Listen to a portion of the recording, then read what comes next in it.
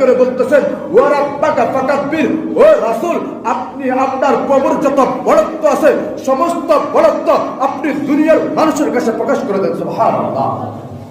তাহলে সবচেয়ে বড় কে? আল্লাহ সুবহানাহু ওয়া তাআলা। কিন্তু আমরা কি করলাম? আমরা বড়ত্ব মনে করলাম আমার বিল্ডিং এর এখন কাজ বাকি রয়ে গেছে, এটা করে শেষ করতে হবে। আমি রান্নার কাজে বসে গেছি, আমাকে এটা শেষ করতে হবে। আমার দোকানে দুইটা কাস্টমার আসছে, দুইটা চা বানাই দিতে হবে, এটা শেষ করতে হবে। 10 টাকার ওষুধ বিক্রি করতে হবে, এটা শেষ করতে হবে। আমাকে ইনকাম করতে হবে। তারপরে যদি সময় পাই তবে বলবো আল্লাহু আকবার, আপনি বড়। নাউযুবিল্লাহি মিন যালিক।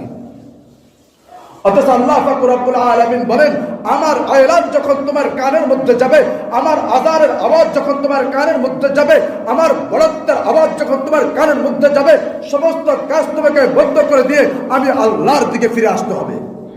কার দিকে ফিরে আসতে হবে? আমার আল্লাহর দিকে। ইয়া আইয়ুহাল্লাযীনা আমানু ইযা নুদিয়া লিস-সালাতি মিন ইয়াউমিল জুমআতি ফাসআউ ইলা যিকরিল্লাহি ওয়া যারুল বাই', যালিকুম খায়রুল লাকুম ইন কুনতুম তা'লামুন।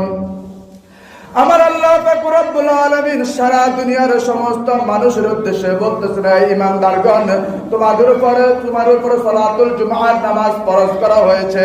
সালাতুল জুমআর আযান যখন তোমার কানের মধ্যে যাবে, ওয়াক্ত যখন শুরু হবে, তুমি দুনিয়ার সমস্ত কাজ বন্ধ করিয়া আমার ঘরে আসি আমার কুদরতি পায়ে সিজদা করো। কিন্তু আমরা দুনিয়ার মানুষ দুনিয়ার কাজ কামকে বড় বড় করিয়া জুমার আযান হয়ে গেছে সেই কখন এখন পর্যন্ত মসজিদে আসতেছি না।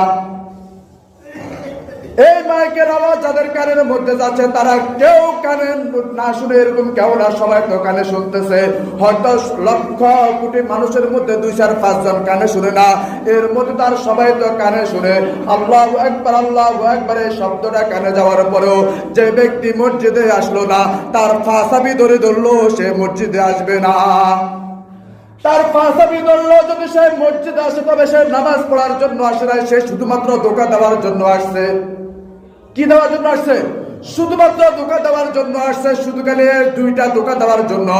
এক হইল হুজুর যেহেতু চলে আসছে আর আমার ফাঁসাবি যেহেতু ধরে ফেলছে, আমাকে এখন সর্বে বর্ম হইলেও যাইতে হইব। কি করতে হইব? সর্বে বর্ম হইলেও যাইতে হইবে। এখানেও ধোঁকা দিচ্ছে। ধোঁকা দিচ্ছে কি দেয় নাই? ধোঁকা দিচ্ছে। 2 নাম্বার কথা হলো সামাজিকতার কারণে। যদি আজকে আমাকে মুরব্বি গুলো আসে আসামি ধরছে, ফাঁসামি ধরছে, আমি যদি এখন মসজিদে না যাই, কালকে যদি আমার সমাজে কোনো রকমের একটা বিপদে পড়ে যায়, তাহলে কেউ আমার পাশে আসে দাঁড়াইবে না। এই জন্য সামাজিকতা